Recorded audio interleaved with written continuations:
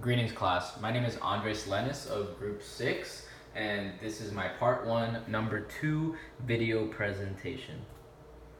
Let's start off by talking about the intervertebral joints. There are 23 paired intervertebral joints. These are also more commonly referred to as your facet joints. Each vertebra has 2 superior and 2 inferior articular processes. And to expand more on the inferior and articular processes, let's talk about the cervical and thoracic regions of the vertebral column. The articular processes of the cervical spine are slanted about a 45-degree angle to the horizontal plane, while the articular processes of the thoracic vertebrae are nearly parallel to the frontal plane. So what this means is that the facet joints along the vertebral column have different orientations depending on the area, as well as different regions of the vertebral column serve different purposes for different movements. So let's talk more about these regions. The cervical region deals with the frontal plane and allows for all movements such as flexion, extension, lateral flexion, and rotation.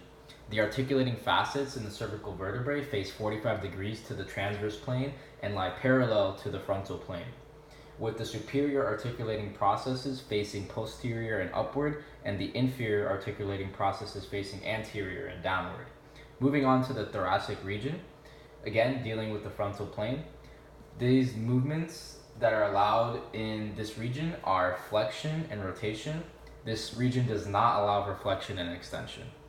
The facet joints between adjacent thoracic vertebrae are angled at 60 degrees to the transverse plane and 20 degrees to the frontal plane.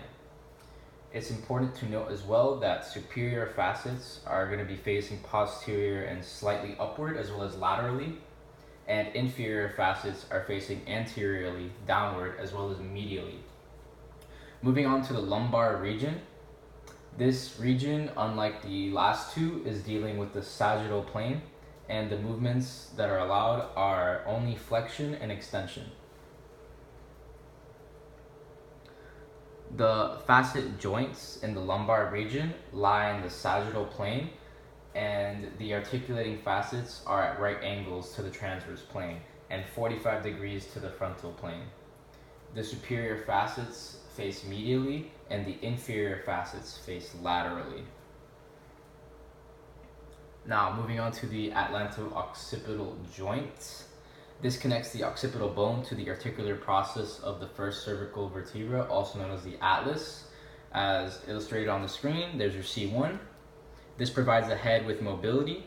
To be more exact about that mobility, up to 20 degrees of flexion, 30 degrees of extension, and 15 degrees of lateral motion. The articulations associated with this joint are the superior articular facets and the occipital condyles. It is also important to note that this is a synovial joint, and as we know, synovial joints allow for the most movement. Moving on to the atlanto-axial joint.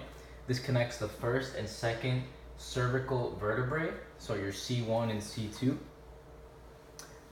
There are also two lateral atlanto-axial joints. They are concave and on an anterior posterior direction, which allows for rotation, illustrated by the diagram on the left. The median atlanto-axial joint is the articulation of the posterior surface of the anterior arch of the atlas and the front of the odontoid process. So here is your anterior arch, and here is your odontoid processes, as well as the anterior surface of the transverse ligament and the back of the odontoid process. Here is your transverse ligament. And that concludes my video presentation. I hope you all have a great day. Thank you for watching.